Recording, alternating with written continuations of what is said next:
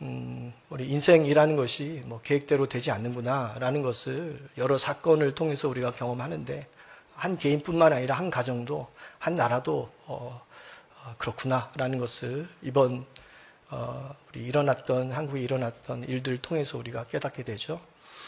이런 어려움이 나타나지 않도록 우리가 오늘 말씀을 통해서도 영적 교훈을 받고, 또 우리가 함께 기도하고요. 이런 혼란과 어려움의 그 상황에서 이런 것을 또 기회 삼아 또 다른 혼란과 어려움을 만드는 이런 가중되는 일이 없게 하나님이 잘 질서 있게 인도해 주시기를 바라는 마음을 가지고, 우리 나라와 민족을 위해서도 우리가 함께 기도할 수 있는 요 시기가 되지 않았는가 생각을 합니다. 그런 우리의 현재 상황, 우리의 삶, 우리 가정, 자녀, 나라를 우리 기억하면서 오늘 말씀으로 우리를 비춰보는 은혜 시간으로 함께 삼겠습니다.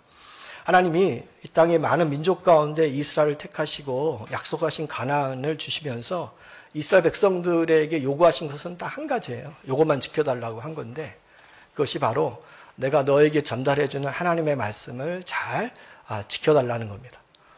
그래서 하나님의 말씀에 순종함으로 하나님이 다스리고 통치하는 하나님의 나라를 이스라엘 통해서 보여주기를 원하신 거예요. 모범으로, 본보기로. 그래서 다른 민족도 그렇게 다스림받는 이스라엘 민족을 통해서 하나님을 알고 하나님을 믿을 수 있도록 하셨던 계획이 있었던 것이죠. 그런데 이스라엘 백성들은 하나님의 말씀 없이 하나님이 약속하신 가나안의 땅에 대해서만 관심을 가지게 됐습니다. 그래서 결국 하나님의 말씀은 그들에게 있으나 마나한 그런 법이 되어버렸죠. 오히려 그들은 하나님의 말씀을 대적했습니다. 하나님의 말씀을 전하는 선지자들이 올 때마다 그들을 핍박했고, 때로는 선지자를 죽였고, 또 하나님의 말씀을 왜곡시켜버렸어요. 말씀에 나 자신을 비추어서 그 말씀을 따라 살아가야 할 우리가 오히려 그 말씀을 바꾸어서 왜곡해버린 거죠. 자기 편의대로 해석하고 그 말씀을 사용했습니다. 그래서 결국 하나님의 이 생명의 말씀은 우리의 영혼을 살리는 것이 아니라 우리의 영혼을 죽이는 것으로 작동을 했는데, 그 내용이 바로 아모스 우리 7장인데 그 전장인 6장 12절에 이런 표현으로 우리에게 알려주셔요. 제가 읽어드리겠습니다. 아모스 6장 12절인데 이런 표현입니다. 그런데 너희는, 이스라엘 백성들이죠, 정의를 쓸개로 바꿨고 공의의 열매를 쓴 쑥으로 바꿔버렸다. 하나님의 생명을 살리고 나라를 살리고 민족을 살리고 우리 모두를 살리는 이 말씀을 쓰디 쓴 쓸개와 쑥으로 바꿔버렸다는 거죠. 그러면서 그들은 오히려 험한 것을 기뻐했다라고 이어서 13절에 그들의 현재 영적 상태를 보여줍니다. 험한 것을 기뻐하며 이르기를, 우리는 우리의 힘으로 뿔들, 성경에서 뿔은 성공, 승리를 뜻하는 거거든요. 우리의 힘으로 우리의 성공을 취하지 아니하였느냐, 우리가 이렇게 경제적으로 지금 괜찮은 삶을 살고 있는 것은 아니냐, 이런 교만에 빠져 있었던 것이죠. 여기서 험하다라는 것은 북쪽 이스라엘에는 19명 왕이 있었다, 이렇게 제가 늘 왕 이야기 할 때마다 알려드려요. 여러분에게 그것을 좀 기억하고 이스라엘 왕 이야기 나오면 이런 왕들이구나 라는 것을 우리가 좀 더 살펴보기 위해서 말씀드리는데, 19명의 왕이 있는데 여로보암 2세는 13대 왕이에요. 이 13대 왕 시절에 잠깐 경제적인 번영을 누렸거든요. 그런데 그로부터 한 40년, 50년 후에 이제 북쪽 이스라엘은 아수르라고 하는 나라에 의해서 완전히 멸망하게 되죠. 그때 잠깐 누렸던 호황을 지금 그들이 생각하고 있는 겁니다. 그 물질의 풍요로움에 취해서 말하기를, 야, 우리의 힘으로 우리의 나라의 이런 능력으로 번영과 발전을 이뤘다라고 하면서 하나님의 말씀을 헌신짝처럼 버리고 안중에도 없는 거죠. 오히려 화려한 세상에 취해서 빠져 살았던 겁니다. 이스라엘 백성들의 상황이 이렇게 되자 하나님은 이 이스라엘 백성들에게 내리실 재앙을 보여주시는데, 아모스를 통해서, 환상을 통해서 보여주셔요. 그래서 7장부터 9장까지에 보면 총 5가지 환상이 나오는데, 오늘 본문에는 3가지가 먼저 나옵니다. 메뚜기 재앙의 환상, 불의 재앙, 그리고 다림줄 재앙. 3가지가 먼저 나와요. 그래서 오늘 이 3가지의 재앙이 갖고 있는 영적 의미가 뭔가를 파악해 보면서 오늘 나의 삶도 비춰보고 우리 가정도 비춰보고 지금 현재 이 나라 이 민족도 살펴볼 수 있는, 이런 뜻이 있구나, 그러면 우리가 이런 삶으로 다시 변화되어야 되겠구나 라는 것을 깨달을 수 있는 기회가 된다는 거죠. 한 가지씩 살펴보도록 하겠습니다. 첫 번째, 메뚜기 환상 재앙입니다. 이 재앙을 한마디로 핵심적으로 결론적으로 말씀드리면 인생은 내 힘으로 되지 않는다라는 것을 깨우쳐주는 모습이었습니다. 하나님이 아모스 선지자에게 가장 먼저 보여주신 것, 메뚜기 재앙인데 엄청난 메뚜기 떼들이 날아오더니 이스라엘 땅의 모든 풀을 다 먹어버린 거예요. 이 말은 앞으로 내가 이스라엘 땅을 이렇게 심판하시겠다라고 하는 의미겠죠. 그런데 우리가 주목해 봐야 할 중요한 내용은 그 메뚜기 떼가 날아와서 풀이 다 뜯어먹은 시기입니다. 시기. 풀을 다 뜯어먹었구나. 이건 사실인데 중요한 내용은 언제 메뚜기 떼가 와서 그 풀을 다 먹었는가. 이 시기를 우리가 놓쳐서는 안 된다는 거예요. 1절과 2절 전반부 말씀을 보면 그 시기를 아주 분명하게 기록해서 우리에게 알려주고 있어요. 다시 한번 1절과 2절 말씀 볼까요? 우리 영상으로도 나오니까 이런 보시고 성경으로도 함께 보시면 될 것 같습니다. 자, 1절 이렇게 되어 있죠. 주 여호와께서 내게 보이신 것이 이러하니라. 왕이 풀을 벤 후 풀이 다시 움돋기 시작할 때 주님께서 메뚜기를 지으심에 2절 메뚜기가 땅의 풀을 다 먹었다. 이렇게 시기를 분명하게 알려주셔요.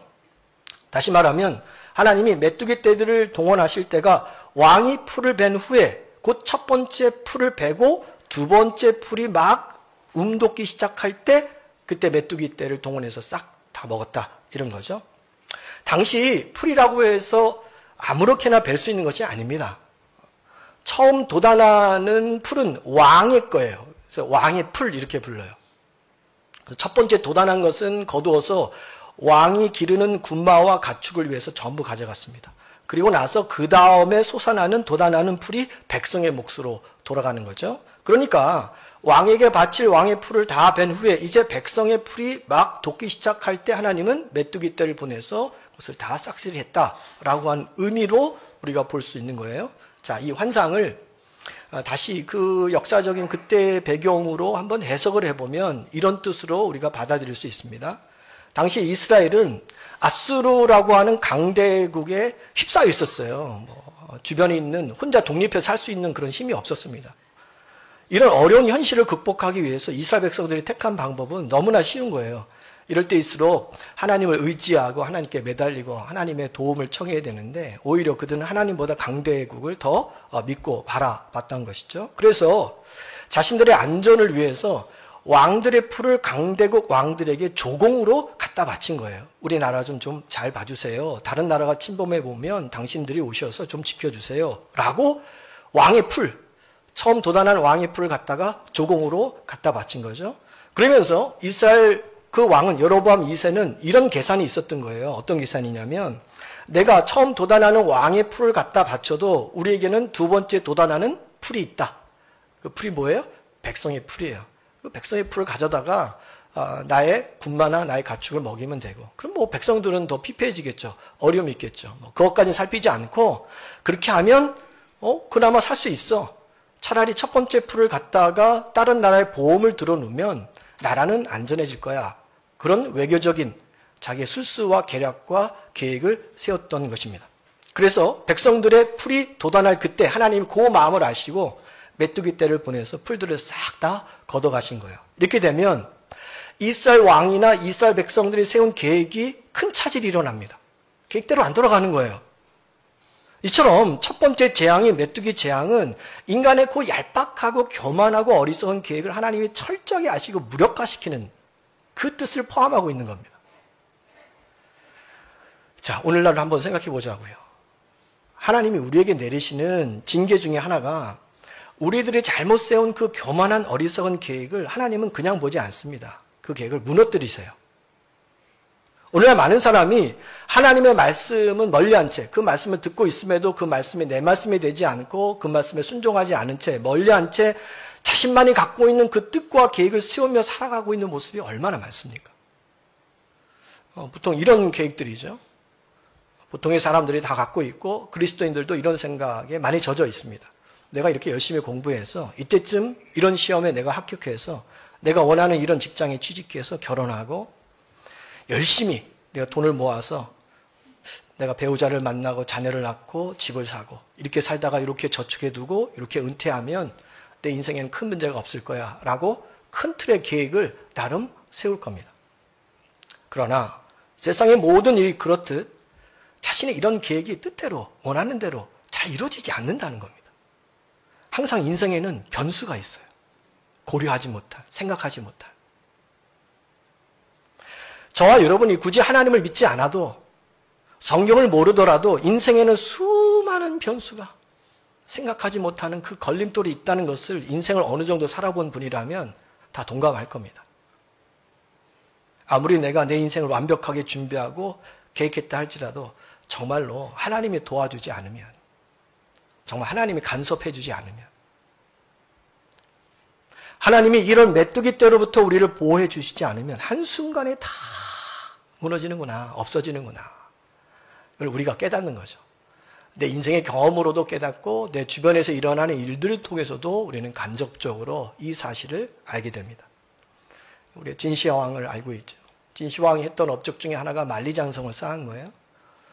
만리장성을 쌓아놓고 진시황이 생각했던 것은 이제 저 북쪽의 흉노조구의 침입으로부터 우리는 절대적으로 안전할 것이다. 호언장담했습니다. 그런데 빈번히 만리장성이 뚫리는 거예요. 왜 뚫리는지 아세요? 군사들이 뇌물 받고 문을 열어줬어요. 더 쉽게 쳐들어올 수 있도록. 인간이 내가 만리장성 그 이상으로 내가 쌓아놔도 하나님이 지키지 않으면 뚫리는 게 우리 인생이에요.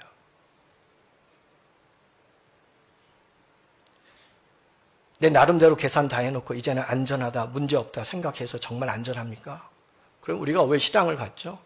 왜 우리가 하나님께 기도하죠? 왜 우리가 근심하죠? 왜 걱정하죠? 왜 염려하죠? 우크라이나 전쟁 한번 생각해 보세요. 2022년 2월에 전쟁이 시작되면서 러시아 푸틴이 아마 생각했겠죠. 이 전쟁 2, 3개월 아무리 늦어도 반년 안에 끝낼 것이다. 근데 전쟁 시작한 지가 벌써 2년 8개월이 지났습니다. 그동안에 러시아의 경제는 추락하고 싸울 군사가 없어서 북한에서 군 병력을 동원해서 데려올 수밖에 없는 그 상황에 이르렀잖아요. 푸틴의 그 교만한 계획, 그리고 그 나름대로 생각했던 그 치밀한 계획을 하나님은 무너뜨리신다. 하나님의 뜻에 맞지 않으면 하나님 무너지는 거예요. 이게 바로 메뚜기 재앙이다.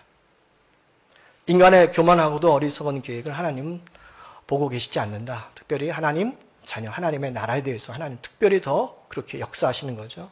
그래서 시편 127편 1절은 우리에게 늘 이런 말씀으로 상기시켜주고 그 말씀을 기억하며 살기를 우리에게 알려주십니다. 여호와께서 집을 세우지 아니하시면 세우는 자의 수고가 헛되고 여호와께서 성을 지켜주지 아니하시면 파수꾼의 깨어있음이 허사로다. 아무리 애쓰고 수고해도 하나님이 지키지 않으면 무너진다. 이것을 하루라도 빨리 깨닫는 것이 진짜 복 있는 사람이에요.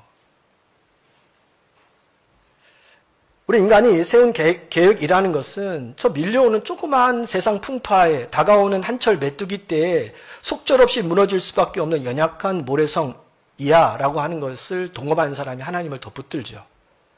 하나님 더 의지하죠. 하나님께 더 기도하죠. 주님께 진실되게 대하죠. 세상의 모든 일의 성취는 오직 하나님께 달려 있습니다. 알을 품어서 병아리를 만들겠다라고 했던 것이 에디슨이죠. 에디슨처럼 우리가 달걀을 가슴 속에 품고 있다고 병아리가 되겠습니까? 21일이 아니라 21개월, 21년을 품고 있어도 결코 병아리가 되지 않습니다. 병아리는 암탉이 품어야 병아리가 되는 거예요. 마찬가지죠. 어떤 문제도 일도 내가 끌어안고 있다고 해결되는 게 아니에요. 하나님이 품으셔야 돼요. 하나님이 품으셔야 해결이 되고 하나님이 품으셔야 그 일이 성취가 되는 거예요. 특히 하나님의 자녀들은 더더욱 그렇습니다. 그러므로 우리는 인생의 크고 작은 일들을 앞두고 또 지금 벌어지고 있는 이 모든 상황을 생각하며 더욱더 하나님께 우리 인생과 우리 가정과 자녀와 나라를 맡기며 기도할 수 있기를 바랍니다. 하나님의 도움을 진정한 마음으로 간청하세요. 더 예배 자리에, 그 모습이 겸손한 모습이니까요. 그 예배 자리에 겸손의 마음을 가지고 주님을 부르실 수 있기를 바랍니다. 내가 조금만 더 노력하고 내가 조금만 더 뛰면 이를 이룰 수 있을 것 같다는 생각이 있다면 오늘 이 시간을 빌어서 그 생각을 내려놓을 수 있기를 바랍니다. 여러분의 노력과 생각으로 되어지지 않습니다. 천지를 창조하신 하나님, 오늘도 역사를 주관하신 하나님, 인생의 모든 것을 관할하신 하나님의 손길에 있음을 오늘 이 메뚜기 재앙을 통해서 우리가 배움으로 하나님 앞에 기도함으로 겸손하게 쓰는 우리 모두가 되기를 주의 이름으로 축원합니다. 두 번째 재앙을 한번 보죠. 불의 재앙입니다. 하나님의 보호막을 거두시는 재앙의 모습인데요. 4절 말씀을 우리 한번 볼까요? 4절이 불의 재앙에 관한 내용인데요. 이렇게 되어 있습니다. 주 여호와께서 또 내게 보이신 것이 이러하니라. 주 여호와께서 명령하여 불로 징벌하게 하시니 불이 큰 바다를 삼키고 육지까지 먹으려 했다. 이렇게 나오죠. 이 4절에 나오는 불을 살펴보면 조금 이상한 부분이 있다라고 우리가 생각해 볼 수 있어요. 불로 재앙했다. 단순해 보이지만 그 모습을 보면 우리가 질문해 볼 수 있는 내용이 있습니다. 그것은 불이 육지에서 발생한 것이 아니라 바다 쪽에서부터 먼저 오고 있다라고 하는 내용을 우리에게 보여주고 있다는 겁니다.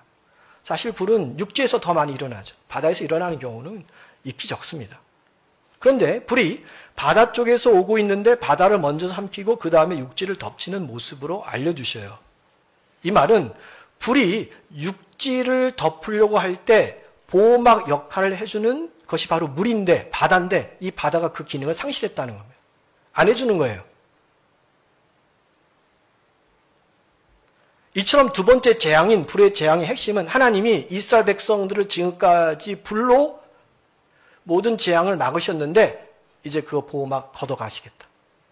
더 이상 내가 보호하지 않겠다. 하나님은 이스라엘 백성들을 지금까지 강대우로부터 보호해 주셨습니다. 아수르를 비롯해서 모압, 암몬, 에돔, 블레셋 주변에 수많은 강대국들이 있을 때마다 아멜렉도 포함되죠. 하나님은 그때마다 사람들 통해서 이스라엘 백성들이 안전할 수 있도록 전쟁에서 승리하도록 지켜주셨죠. 그런데 그 보호막을 하나님 딱 거두시겠대요. 그럼 끝나는 거죠. 살아남을 수 없어요. 이스라엘 백성들은 하나님 없으면. 이것은 개인적으로도 마찬가지입니다. 저와 여러분의 눈에는 지금 잘 보이지 않지만 살아계신, 시퍼렇게 살아계신, 지금도 역사하신 우리 하나님은 당신의 자녀 한 사람 한 사람, 그 가정 한 가정 한 가정을 지금도 눈동자와 같이 보호하고 계십니다. 정말이에요. 그런데 만약에 우리가 교만해서 하나님이 우리에게 이거 잘못됐어 라는 것을 알려주시고 회개할 수 있도록 기회를 주셨음에도 불구하고 우리가 여전히 우리의 고집대로 죄악의 길을 가면 하나님 어느 순간 그 보호막을 거두시는 거예요. 우리로 하여금 깨달아 알게 해주시는 거예요. 그러면 우리는 마귀의 공격과 세상의 온갖 위협과 그 위기 가운데 그냥 다 노출되는 겁니다. 무너지고 허물어지고 망하는 것은 시간 문제죠. 이런 의미로 보면 하나님의 심판이라는 것은 특별한 게 없는 것 같아요. 그냥 하나님이 직접 치실 필요도 없어요. 그냥 하나님이 보호하고 계셨던 보호막을 어느 순간 거두시기만 하면 그게 곧 심판이고 그게 곧 재앙이고 그것이 곧 우리에게는 큰 화가 되는 거죠. 목자가 양을 죽이는 방법도 간단해 보이는데요. 목자가 양에게 칼을 들이댈 필요가 없어요. 양을 보호해주지 않고 인도해주지 않고 혼자 내버려두면 그 양은 길을 잃어버리고 얼마 지나지 않아서 맹수의 먹잇감이 되는 거예요. 그럼 그냥 죽는 거예요. 그래서 성경은 저와 여러분을 양으로 비유하죠. 반드시 보호자인 목자가 필요함을 알려주시는 겁니다. 메뚜기 재앙에 관한 내용이 말라기에도 나오죠. 말라기 3장에 주로 기록이 되어 있는데 하나님이 이 메뚜기 떼들로부터 이스라엘 백성들을 보호하시는데 특별히 이스라엘 백성들의 토지 소산, 토지에서 거둬들이는 열매와 그 소출을 내가 지켜주겠다. 오늘날로 표현하면 우리의 경제 활동에서 하나님이 우리의 경제적인 부분을 지켜주시겠다. 이런 약속을 해주세요. 말라기 선지자가 활동했던 시대 이스라엘 백성들의 현황은 어땠냐면 참 먹고 살기 힘들었어요. 그러니 그런 이유로 하나님께 마땅히 드려야 할 11조를 드리지 못했습니다. 설령 드리는 사람이 있다 할지라도 오늘 성경에 보니까 온전한 11조를 드리지 못했다라고 한 거 보니까 온전한 11조는 아니고 그냥 명목상의 11조를 드린 것 같아요. 모든 소득이 하나님의 것이고 주님의 은혜입니다 라는 그 마음의 고백과 인정함으로 드리지 못한 것이죠. 그게 바로 말라기서 3장의 배경입니다. 그래서 하나님은 그 사실을 보면서 너희는 내 것을 도둑질했다 이렇게 표현하시면서 지금이라도 온전한 11조를 주면 곧 모든 물질이 하나님의 것이다 라고 하는 이 사실을 11조를 통해서 너희가 나에게 보여주면 내가 너희의 토산, 토지에서 거둬들이는 모든 것을 지켜주겠다. 이렇게 약속하신 거예요. 그 내용이 말라기서 3장 10절부터 12절 가운데 기록이 되어 있습니다. 제가 잠시 읽어드리겠습니다. 말라기서 3장 10절부터 12절이에요.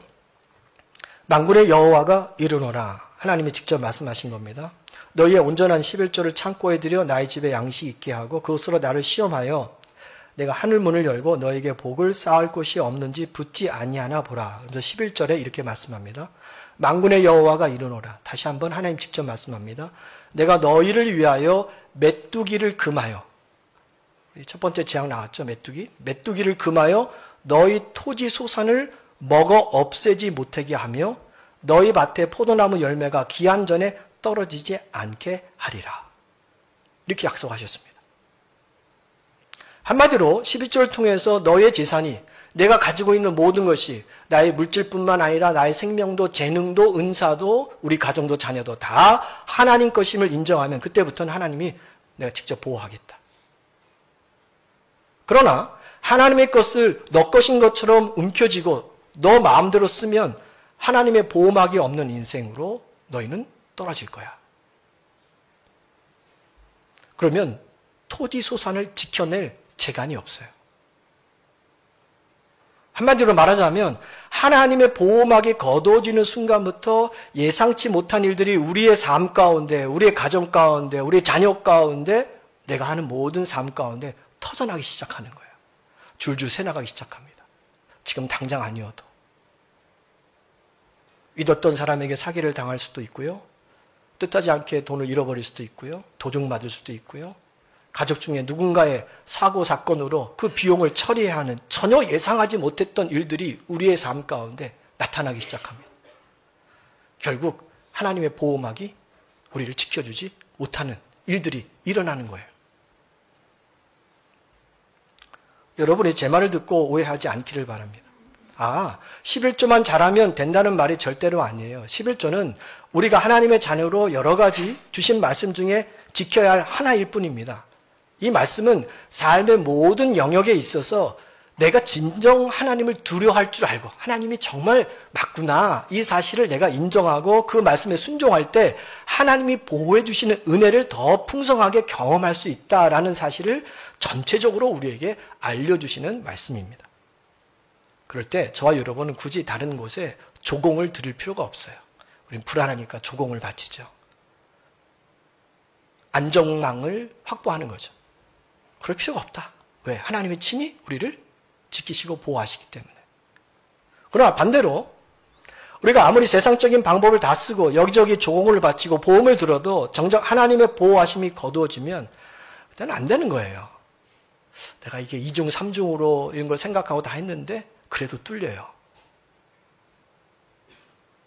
지금 우리나라는 전쟁의 위기 가운데 있어요. 우리는 종종국이 아니라 휴전국이에요. 언제든지 다시 전쟁이 일어날 수 있는 그런 나라라는 것이죠. 그러나 하나님이 이 땅에 더 이상 6.25와 같은 그런 정말 너무나도 아픈 그런 전쟁의 슬픔이 다시 나타나지 않도록 지금까지 하나님이 뭐하고 계시는 거예요? 지키고 계시는 거예요. 믿어지십니까? 우리가 지키는 것처럼 보여요? 저 미국이 지켜주고 우리 경제력이 지켜주고 우리 무기가 지킨다고 생각하세요? 세상 사람은 그렇게 보겠죠. 진정 지키시는 분은 하나님이십니다. 근데 만약 우리 민족이 교만해서 계속해서 하나님 말씀을 멀리하고 하나님의 뜻과 무관한 삶을 그 모습을 세워간다면 하나님이 어느 순간 그거 거두실 수도 있구나. 우리에게 일어났던 그런 일들을 뒤돌아보면서 얼마든지 그렇게 하실 수 있구나. 그러므로 바라기는 우리가 하나님의 말씀이라면 좀 진실되게 좀 무게감 있게 좀 받아들였으면 좋을 것 같아요. 이제부터는 좀 하나님의 말씀이라면 가볍게 흘려보낼 수 있는 그냥 또 들으면 되지 흘러 들으는 내용이 아니라 무게감 있게 받아들이고 그 말씀 앞에 내가 어떤 모습으로 지금 서 있는가도 살펴보고 그 말씀에 내가 순종하기를 원하는 그런 간절한 마음으로 우리 하나님 앞에 쓸 때 우리 하나님이 저와 여러분을 지키시고 여러분 가정을 지키시고 자녀를 지키시고 이 나라 이 민족을 지키시고 하나님의 모든 공동체를 든든하게 지켜주시는 은혜가 있을 줄로 믿습니다. 이런 삶이 되기를 주의 이름으로 축복합니다. 마지막입니다. 다림줄 환상이죠. 오늘 보면 7절부터 9절까지 길게 기록이 되어 있는데요. 한마디로 표현하면 이런 내용이에요. 다림줄, 많이 우리가 듣지 못하는 단어지만 우리 건축 현장에서 벽돌을 쌓을 때 그 벽돌이 수직이나 수평이 잘 맞았는가를 확인하기 위해서 그 나무 막대기에 줄을 달고 그 밑으로 추를 내려서 그 추가 삐뚤어졌나 삐뚤어지지 않았나를 보면서 내가 쌓아 올린 그 벽돌이 지금 평형을 이뤘는가를 확인해 주는 것이 이제 다림줄이라고 우리가 이야기하죠. 보통 건축물이 지어지면 마지막으로 감리자가 건축물을 확인하면서 원래 이대로 짓겠습니다라는 설계안대로 안전하게 튼튼하게 지었는지를 검사합니다. 근데 건물이 원래 설계안대로 지어지지 않았거나 안전하지 않다면 이 감리자는 건축주와 시공자에게 시정명령을 내려요. 이 부분이 잘못됐다. 여기에 이런 부분이 더 들어가야 되는데 들어가지 않았다. 명령을 내리죠. 그런데 시정명령을 내렸음에도 불구하고 계속해서 고치지 않으면 그 건물을 쓸 수가 없어요. 준공 허가가 나오지 않습니다. 왜냐? 그 건물 그대로 두었다가는 제2의 산풍 또는 성수대교와 같은 큰 재난으로 이어질 수 있기 때문이죠. 자, 하나님도 마찬가지입니다. 하나님이 우리 인생을 설계하셨습니다. 하나님이 우리 가정도 설계하셨습니다. 우리 자녀의 인생도 하나님이 설계하시고 이 나라 이 민족도 역사도 하나님이 설계하셨습니다. 자, 하나님이 이렇게 설계하시면서 설계 도면을 주셨는데 그 설계 도면이 하나님의 말씀 성경입니다. 이 설계 도면대로 하나님의 말씀대로 너희의 삶을 건축하고 가정을 건축하고 교회를 건축하고 나라를 건축하라고 우리에게 알려주시고 우리에게 깨우쳐 주십니다. 그런데 우리가 이 하나님의 설계 도면인 말씀을 무시하고 내 마음, 내 생각, 즉흥적인 나의 계획, 들은 나의 무엇으로 우리의 인생, 삶, 가정을 건축하면 하나님이 하나님의 종들을 통해서 시정명령을 내려주세요. 오늘 이 자리가 그런 자리일 수 있죠. 저를 통해서 여러분의 인생이 지금 이 나라 이 민족이 이렇게 잘못됐어. 이거 바르게 고치세요. 라고 시정명령을 내려주시는 거예요. 보내주시는 거예요. 그게 구약의 선지자들이었죠. 그런데 우리가 이 시정명령을 통보했음에도 불구하고 계속해서 순종하지 않으면 마침내 하나님께서 다림줄을 들고 서신다는 거예요. 내가 다림줄을 들고 한번 재볼게. 너희가 말씀대로 순종해서 그렇게 똑바로 건축했는가를 세워볼게. 하나님이 하신다는 거예요. 다림줄을 들고 서셨다는 말은 내가 이 건축물을 그렇게 되지 않으면 헐겠다는 거예요. 심판하겠다는 거예요. 그리고 다시 짓겠다는 뜻입니다. 왜 지금 하나님이 이 다림줄 환상을 아모스 선지자에게 보여주고 있을까요? 이스라엘이라고 하는 나라가 지금 잘못 건축됐기 때문에 그래요. 하나님 말씀대로 건축되어 있지 않기 때문에 하나님 지금 이런 환상을 주시는 거예요. 그들은 하나님의 말씀을 이미 오래전에 버렸고 무슨 기준으로 나라를 세웠냐면 우상숭배, 경제 논리. 이 두 가지로 나라를 지금 이끌고 가고 있는 거예요. 그래서 하나님이 다림줄 환상을 통해 내가 시정명령을 내렸음에도 불구하고 너희가 끝까지 고치지 않으면 내가 이거 허물겠다. 그래서 여로보암 2세 북이스라엘 13대 왕 요때 잠깐 경제적으로 군사적으로 호황을 누리다가 마침내 주전 722년 아수르라고 하는 나라로 인해서 완전히 무너지죠. 나라가 없어졌어요. 북쪽은 끝났습니다. 남쪽만 살아있는데 남쪽도 586년도에 바벨론이라는 나라에 의해서 멸망하죠. 그러니까 이스라엘 나라가 사라진 거예요. 그 내용이 아모스 6장 14절에 이렇게 기록이 되어 있어요. 제가 읽어드릴게요. 만군의 하나님 여호와의 말씀이니라. 이스라엘 족속아, 내가 한 나라를 일으켜, 이 나라는 아수르입니다. 아수르를 일으켜 너희를 치리니. 다름줄 가지고 내가 그 나라 허물겠다 이렇게 말씀하잖아요. 그래서 요 환상을 보고 난 이후에 40년 후에 북이스라엘은 완전히 멸망했다 라는 역사적 사실을 우리가 보게 되죠. 오늘의 말씀은 여기서 끝나지 않습니다. 이런 무시무시한 환상을 하나님이 보여주시면서 그 환상에서 우리가 헤쳐나갈 수 있는 길을 보여주셔요. 이 부분이 중요하겠죠. 메뚜기 재앙, 불의 재앙, 이런 재앙들이 올 때 과연 아모스는 어떻게 하나님 앞에 나아갔을까? 어떻게 이것을 막았을까? 아모스가 막아내거든요. 자, 아모스 선지자는 이 환상을 볼 때마다 고개만 끄덕이고 수긍한 것이 아닙니다. 오늘 말씀해 보니까 그는 메뚜기 재앙을 딱 받을 때 딱 하나님 앞에 서서 기도합니다. 우리가 중보기도라고 표현하죠. 하나님 그러지 마세요. 야곱은, 이스라엘 백성은 너무 미약하고 연약한 자들입니다. 그러니 한 번만 봐주세요. 아모스가 그렇게 기도해요. 그게 7장 2절 말씀이죠. 오늘 본문에 나와 있는데 화면을 보세요. 이렇게 기록되어 있습니다. 메뚜기가 땅의 풀을 다 먹은지라 내가 이르되 주 여호와의 청하건대 사하소서. 야곱이 미약하오니 어떻게 서리이까.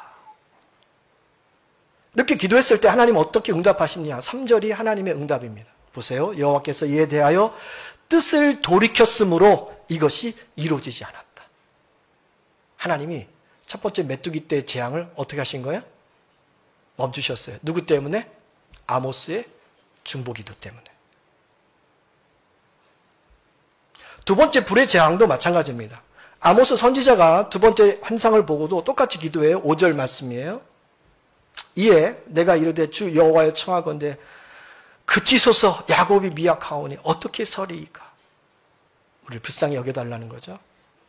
그랬더니 6절에 뭐라고 말씀합니까? 주 여호와께서 이에 대하여 뜻을 돌이켰다라는 것은 불의 재앙을 내리지 않았다.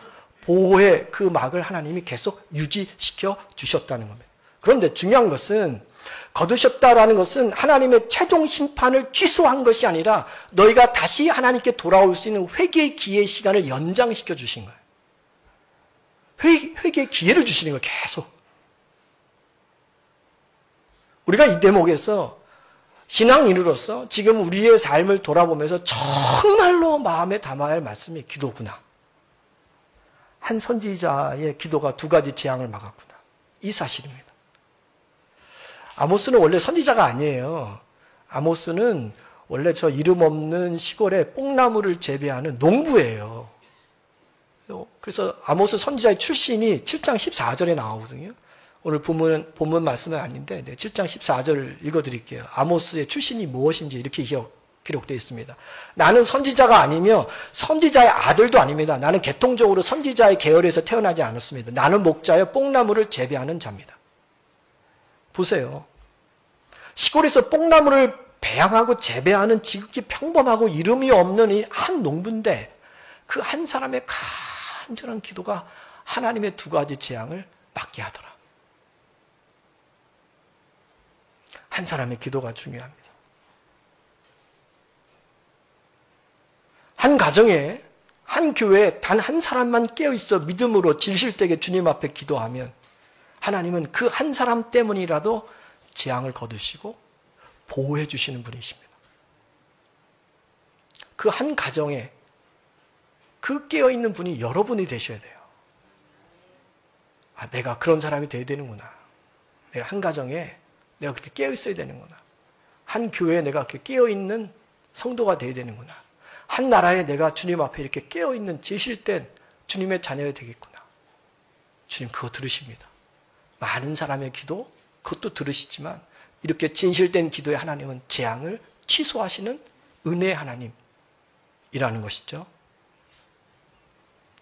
그러나 안타까운 것은 아모스가 기도함으로 이 두 가지 재앙을 막고 회개할 기회를 얻었지만 이스라엘은 끝내 회개하지 않았다는 것입니다. 이게 슬픈 역사입니다. 그래서 세 번째 다림줄의 환상이 그대로 이루어져요. 북이스라엘이 하나님의 의도와는 전혀 다르게 건축되었기에 하나님 허무시고 이런 약속을 하시죠. 내가 그 허물어진 구루터기에서 새싹이 낳게 하고 그 새싹을 통해서 내가 새로운 나라를 세울 것이다. 그 무너진 그 구루터기가 이새에서 난 그 새싹, 다윗의 후손으로 오실 예수 그리스도를 통해서 이루실 하나님의 나라를 말씀해주고 있다라는 것을 우리는 너무나도 잘 알고 있죠.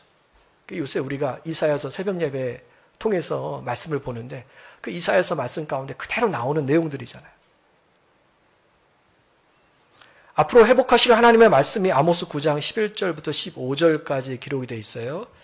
말씀을 거의 맺었기 때문에 제가 이 말씀을 읽어드릴게요. 하나님은 다림줄로 재앙을 내리셨지만 이스라엘이라고 하는 나라를 허무셨지만 다시 하나님이 회복시키시는 그 은혜가 어떻게 기록되어 있는지 아모스 9장 11절에 이렇게 되어 있습니다. 그날에 하나님이 다시 회복할 날입니다. 내가 다윗의 무너진 장막을 일으키고 그들의 틈을 막으며 그 허물어진 것을 일으켜서 옛적과 같이 세우고 옛날에 다윗을 통해 주셨던 그 영화로움의 모습을 다시 하나님 회복시켜 주겠다는 거예요. 14절로 한번 넘어가 보세요. 내가 하나님이죠. 내가 내 백성 이스라엘이 사로잡힌 것을 돌이키리니 북쪽 남쪽이 멸망해서 바벨론의 70년의 포로 생활로 잡혀가죠. 세상 곳곳에 다 흩어졌어요. 그 사람들을 내가 다시 다 돌이키리니 그들이 돌아와서 황폐한 성읍을 건축하며 돌아오잖아요. 스룹바벨이 돌아오고 에스라가 돌아오고 느헤미야가 돌아와서 다시 건축하잖아요. 포도원을 가꾸고 그 포도주를 마시며 과원들을 만들고 그 열매를 먹으리라. 15절에 내가 그들을 그들의 땅에 심으리니 그들이 내가 준 땅에서 다시 뽑히지 아니하리라. 내 하나님 여호와의 말씀이니라. 다시 뽑히지 않는 하나님의 나라를 만드시겠다. 그 나라가 바로 예수님을 통해서 세워진 나라인 줄 믿을 수 있기를 바랍니다. 그 나라에 저와 여러분이 지금 거주하는 거예요. 그 나라에 지금 우리가 있는 거예요.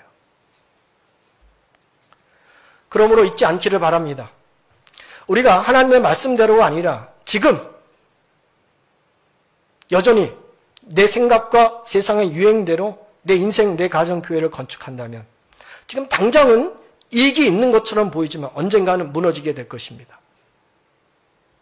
그러나 하나님의 말씀대로 내 인생을 바르게 건축하면 당장은 손해보는 것 같고 시대의 흐름에 뒤처지는 것처럼 보일지만 그의 삶은 하나님이 친히 붙드시고 보호하시고 인도하시기 때문에 절대로 무너지지 않습니다.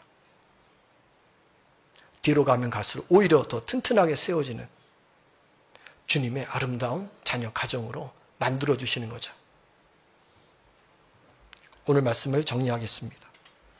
하나님은 오늘 북이스라엘의 역사적인 이 사건을 교훈 삼아 우리에게 지금 말씀하고 계세요. 너 힘으로 될 것 같아? 너가 젊다고? 너가 뭐 학위가 있고 능력이 있다고? 배경이 있다고?